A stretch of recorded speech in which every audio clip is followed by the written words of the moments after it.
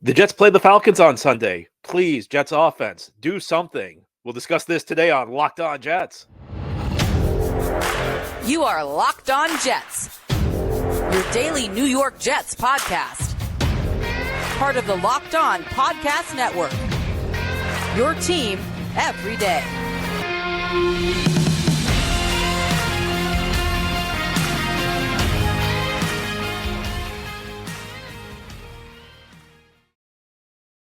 Welcome. This is the Locked On Jets podcast, part of the Locked On Podcast Network, your team every day. It's Friday, December 1st, 2023, and I'm your host, John B. from GanggreenNation.com. Thanking you so much for making the show your first listen or first watch every day. Subscribe to the show for free on YouTube or wherever you get your podcasts so you get new episodes as soon as they're posted. If you enjoy the show and are listening on a podcast source, give it a 5-star review. And if you're watching on YouTube and enjoy the show, give this episode a big thumbs up. It helps us out, helps other Jets fans find the podcast. This episode is brought to you by Gametime. Download the Gametime app, create an account, and use code LOCKEDONNFL for $20 off your first purchase. Last-minute tickets, lowest price, guaranteed. Today, we're here to preview the Jets and the Atlanta Falcons playing Sunday in the Meadowlands. Kickoff time, 1 p.m. Eastern time on Fox. A rare 1 o'clock game for these 2023 Jets. Of course, when the schedule came out, the reason that they had so many late afternoon games, so many primetime games was Aaron Rodgers, who went down in week 1 and now was kind of back at Jets practice. We'll be talking about Aaron Rodgers plenty in the weeks ahead, but today we have a game to prepare for. And it's a game against the Atlanta Falcons. It's Tim Boyle's second start as Jets quarterback. And, the storylines for these games kind of blend into each other. You hear one, you hear them all. You're an every day, or you hear me say the same thing every week. This offense has to do something. This is one of the worst Jets offenses in franchise history. And if you're a Jets fan, you've seen some bad offenses. You know what bad offense looks like. This offense, it's getting to the point where you wonder if it's behind the Adam Gase era Jets offense. These guys just can't generate anything at all, at least when the games are competitive. The Jets' only touchdown last week was on a garbage time drive. Only offensive touchdown. They scored a defensive touchdown when the game's competitive. But their only offensive touchdown was in a garbage time drive. This offense can't sustain drives at all, and they can't produce big plays. And with Tim Boyle at quarterback, I'm not expecting them to be able to sustain a lot of drives. With this offensive line, I'm not expecting them to be able to sustain a lot of drives. Now, the Jets sound hopeful that maybe they'll get some of their key offensive linemen back this week. Maybe Mekhi Becton will be back. But, it'll improve the talent level on the offensive line. But it's not like Becton was dominating this year when he was playing.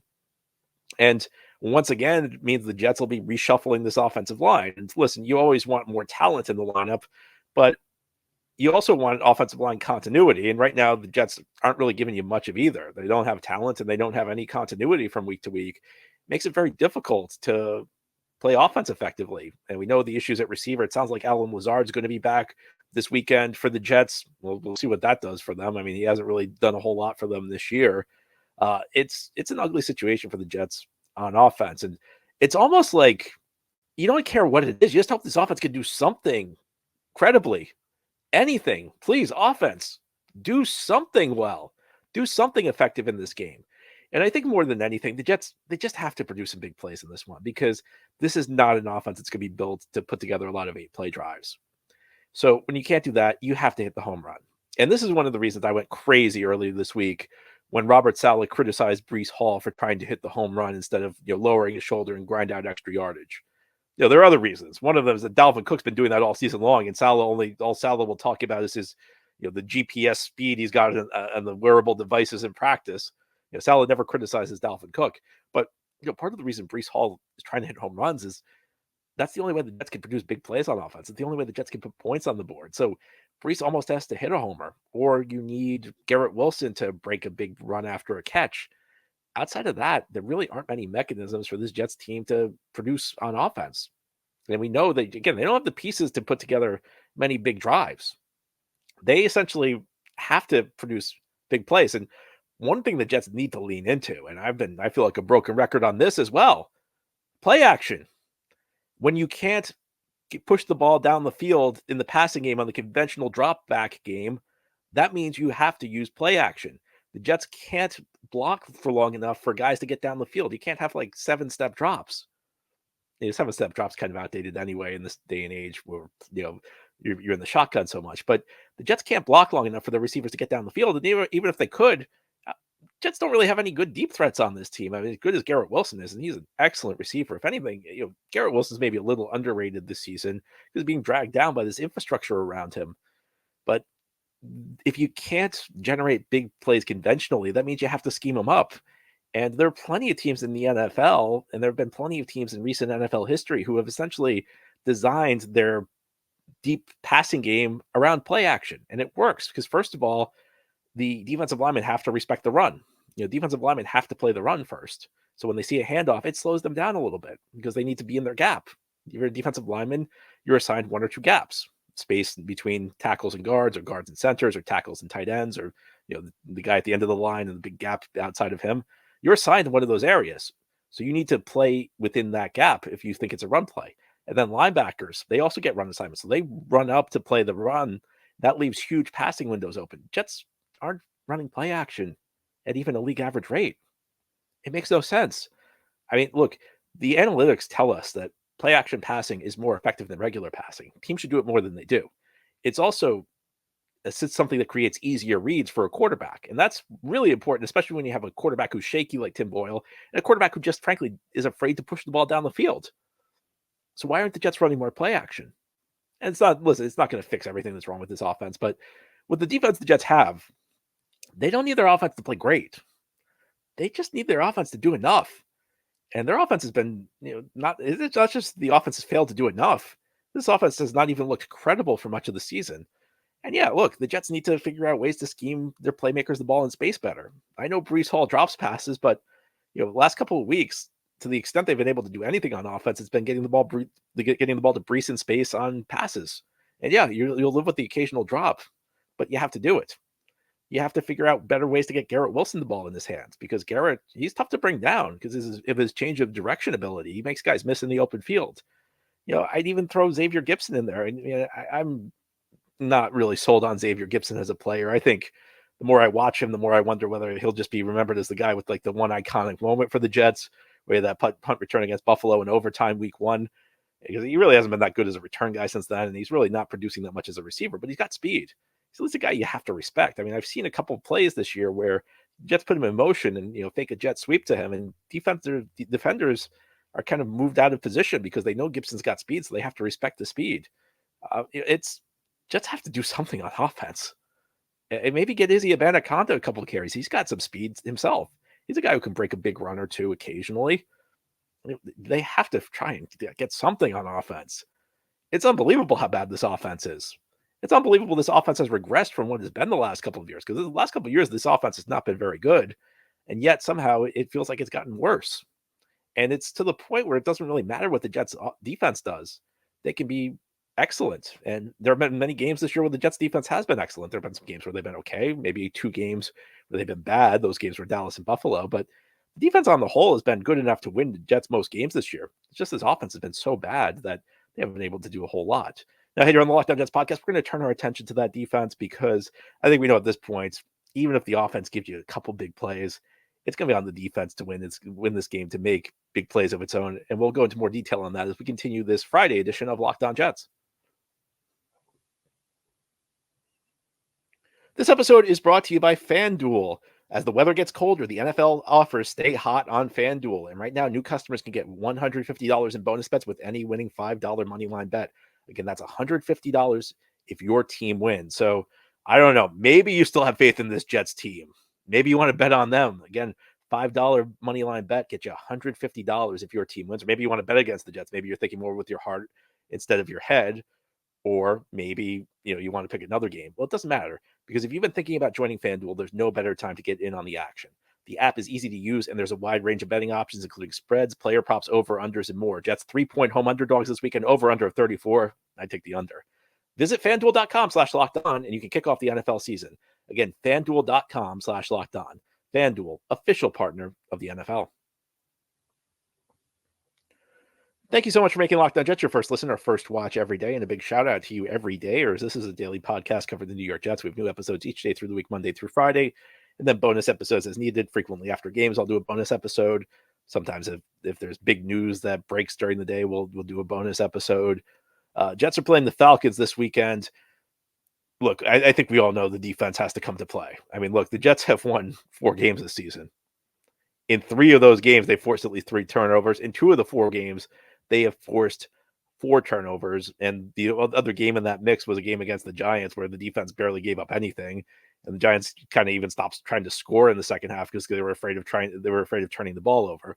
When the Jets win, it's because the defense carries the load. And the offense has to do enough. Look, if the offense keeps playing the way it's playing, it's not going to matter what the defense does. It's going to be another frustrating Sunday in the Meadowlands. We'll watch the Jets lose. But I think the defense has to hold up its end of the bargain. And it's really not fair to ask the defense to do this. Because I don't think it's fair to ask any defense to play at the level the Jets need their defense to play at in order to win games. But they have to be opportunistic. And the thing that's good about this defense is the way that they play leaves you capable of forcing turnovers. And the Jets don't blitz a lot. And you may think that's counterintuitive. Well, how can a defense that doesn't blitz a lot force turnovers? They're not generating a lot of pressures. Well, it's kind of the best of all worlds because even though the Jets don't blitz a lot, they have good defensive linemen who can get home. They can get to the quarterback. So, you have the potential for sacks. You have the potential for strip sacks. The Jets still have a very high pressure rate, even though they don't send the 5th guy all that much. But in the back of the defense, now you're playing 7 guys in coverage. And you have guys who can hold up one-on-one. Sauce can hold up one-on-one. DJ can hold up one-on-one. But when you have 7 guys in the back of the defense, that means you have a lot of extra guys around you. So it's tough to intercept the ball if you're playing man-to-man because you have to keep your eyes on the ball at all. You have to keep your guys on your man at all time. When you're playing zone, you can kind of look in at the quarterback because you're just you're dropping to a certain spot on the field. Sometimes you have to move a little bit within that spot, but you can keep your eye on the quarterback because you're really defending an area of the field. So you have to watch the routes develop. You can keep your eyes on the quarterback. But beyond that, if you're not blitzing, that means you have a lot of guys behind you. You have a lot of guys around you. So that means you can risk maybe trying to jump around and trying to intercept a ball. It didn't work so well a couple of weeks ago for Sauce in the Buffalo game where he tried to do that and the Jets kind of messed up behind him. But when you have other guys near you, that means you can roll the dice a little bit. You can go in for the strip because there's going to be somebody behind you to help clean it up if you don't deliver. If you're not successful, if you don't intercept the pass after you gamble on it, if you miss the strip and the guy gets away from you, there should be somebody behind you to clean it up. So that means you can be a little bit riskier when you play defense. And I think there's this misnomer with the Jets defense. A lot of people say it's bend but don't break. So 2 years ago, the Jets defense was bend but don't break because they didn't have a lot of talent. So essentially the strategy the Jets tried to use was they were willing to surrender yards in exchange for not surrendering the big play, getting tough in the red zone, trying to force field goals instead of touchdowns. And quite frankly, the strategy failed. That's what they were going for. It did not work. The Jets have not been bend but don't break for a couple of years now. Ever since 22, they've just been a really good unit. They've been a unit that's been, that's dominant up front, dominant in the back with the corners. It's just been an excellent defense. And when the Jets have won games this year, again, it's because they've turned teams over. And it has a couple different impacts when you turn a team over. First of all, you rattle their confidence and build your own confidence. Second of all, sometimes you score off those plays. The Quincy Williams strip sack in Denver that was returned for a touchdown by Bryce Hall, huge play. But even when you don't score, when you have an offensively challenged football team the way the New York Jets are right now, you give them short fields. And that's one of the things that won them the game against Buffalo is week 1 is, the offense wasn't that great. And that might be the game where you excuse it of all the games this year. The game that you can easily come up with the viable excuses week 1 after they lose Aaron Rodgers and have to adapt on the fly. But big part of the story of that game was the 4 turnovers, setting the Jets up on short fields. And even though the Jets did not light it up that night, they the point they were able to generate on the short fields ended up making a big difference in the game. And part of this goes to special teams too. Jets special teams have not been as good the last month or so. Jets special teams had an excellent start to the season. They've been shakier lately. A couple big returns against them. Greg Zuerlein missing the extra point last Friday against Miami.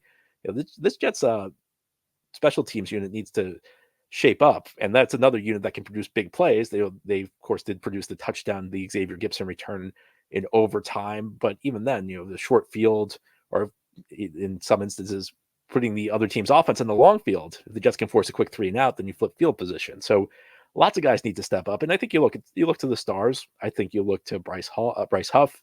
I think you look to Jermaine Johnson. 2 guys who really impressed me this season, especially Jermaine of late. But also in the back of the defense, DJ Reed had that pick 6 last week. It's a lot to ask him to do it two weeks in a row, but unfortunately, with how offensively challenged this football team is, you have to ask unreasonable things of this defense. Yesterday with Aaron, we discussed how Desmond Ridder, especially on the road, might be prone to making big mistakes. And I think we know that this Jets offense is just not good enough to put up enough points on its own. They're going to need to be aided. And that's just how it is for this team. I wish it wasn't this way. Maybe in a couple of weeks if they get Aaron Rodgers back, I doubt it, but maybe in a couple of weeks we'll be singing a different tune. We'll get to that plenty in the weeks ahead.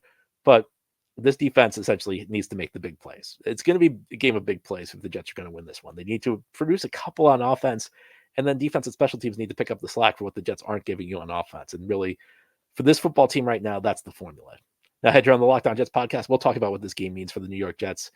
I know we've said it a lot, but this really does feel like the last stand for the 2023 Jets. They face long playoff odds anyway, but this game is over. Then we can really officially look to the draft, and I'll tell you why as we continue this Friday edition of Locked On Jets. This episode of Locked On Jets is brought to you by Gametime. You should not have to worry when you're buying tickets to your next big event. Gametime is the fast and easy way to buy tickets for all the sports, music, comedy, and theater events near you. And with killer last-minute deals, all-in prices, views from your seat, and their best price guarantee, Gametime takes the guesswork out of buying tickets. Last Saturday, it was the Saturday after Thanksgiving, so I met up with my sister. We went into Manhattan and had some dinner. Around 5 o'clock, we were talking. We said, let's check what's available tonight. We're thinking about sports. We're thinking about maybe seeing something on Broadway. I found these amazing tickets to the Broadway show 6, which was about King Henry VIII's 6 wives.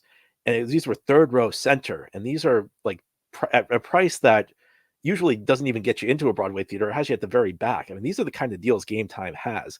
And they have tickets right up to the start of the event. And even an hour after it starts, it's the place to find last minute seats. It's for sports. It's for music, comedy, theater events near you. Take the guesswork out of buying tickets with Gametime. Download the Gametime app, create an account, and use code LOCKEDONNFL for $20 off your first purchase. Terms apply. Again, create an account and redeem code LOCKEDONNFL, one word with no space, LOCKEDONNFL for $20 off. Download Gametime today. Last minute tickets, lowest price, guaranteed. This is the Locked On Jets podcast here on this Friday. You should know that Locked On has launched the first ever national sports 24/7 streaming channel on YouTube. Locked On Sports Today is here for you 24/7, covering the top sports stories of the day with local experts of Locked On, plus national shows covering every league. Go to Locked On Sports Today on YouTube and subscribe to the first ever national sports 24/7 streaming channel. Today on Locked On Jets, we're talking Jets Falcons. Week 13 action for the New York Jets. 6 games left in the season. The team is 4-7. And look, things are bleak for this team.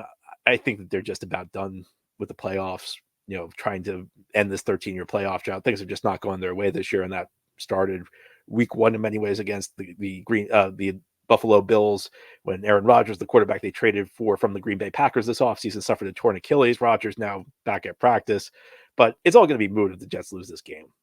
Jets right now enter this weekend 15th place in a 16-team conference. And part of that's tiebreakers. They're tied with a couple teams, but only New England is behind the Jets right now at 4-7. To make up 2 games in 6 weeks, that's going to be really hard to do, especially when you have to jump from 15th to 7. That's an awful lot of teams you have to jump, because it's not just going to require you to win a lot of games when you haven't really shown much of a capacity to win of late. But it also means that nobody else can go on a winning streak. If anybody above you goes on a winning streak, you're in deep trouble. So I'm not expecting much to happen, but I think one thing that's clear is that Jets lose this game, fall to 4-8. I mean, it's over. There's just no way. You would think you have to finish with a record over 500 to make the playoffs. So if the Jets fall to 4-8, that means they have to win out. They have to win their last 5 games. And I think this team's not doing that.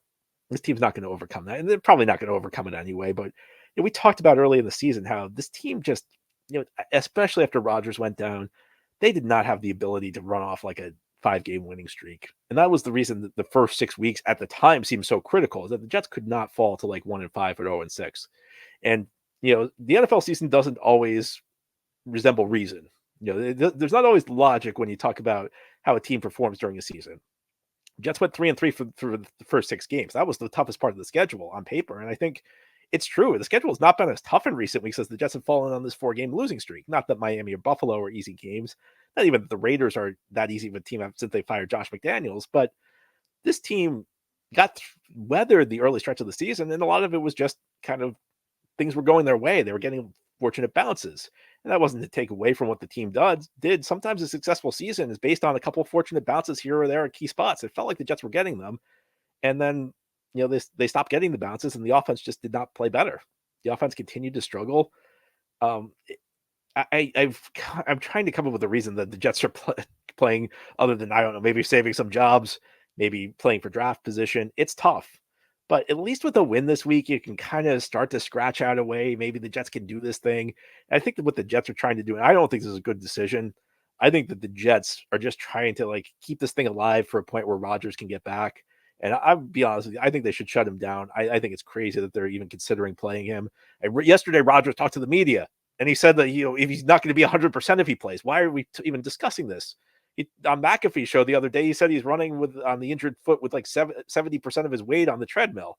Doesn't sound like he's close to getting back. But I think from the Jets' perspective, I think what they're trying to do is just keep this thing alive long enough that he can get back into the lineup. Because as he said, if they're in the playoff position, he's going to try and give it a go, or at least maybe he will if he's healthy enough. We don't know that, but I think we know that any path to like the Jets having any sort of relevancy down the stretch goes through winning this game, because at 4-8, especially the way the Jets have gotten to 4-8, where a lot of their wins have been based on scenarios that just aren't repeatable consistently. Again, you're not going to force 3-4 turnovers on a weekly basis, no matter how good your defense is. If the Jets get to 4-8, I mean, we're talking purely about draft position from this point, and we probably are anyway. We're talking about whether coaches should be retained or whether they should be fired. And if you've been following this show the last couple of weeks, I'm running out of reasons to think Joe Douglas or Robert Saleh or Nathaniel Hackett or any of these coaches outside of maybe Jeff Ulbrich deserve to be back next season. We can at least put that on the back burner for a week if the Jets get a win in this one. And it's not like Atlanta's that great of a team. Atlanta's, Aaron Freeman yesterday told us, he's the host of Locked On Falcons. We did our crossover show. You're an everydayer, you know this. He thinks the Falcons are it's very possible the Falcons could just give a game away. It's that's the beauty of the game between two bad teams in December. It's not just that either team could take it; it's that either team could possibly give the game away. So we'll see what happens. I think that the Jets, though, this is it. This is the last stand. I said this every week. I'm done saying that this is the last stand for the Jets if they lose this one, because at 4-8 they're finished. We're talking draft. We're talking playing out the string. We're talking about young players can we get reps for over the final 5 weeks of the season.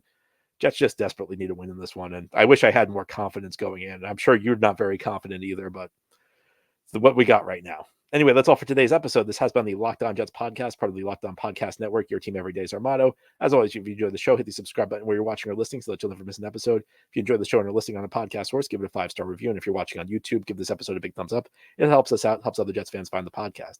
Have a great Friday, everybody. Have a great weekend. We'll be back after the game to talk Jets Falcons.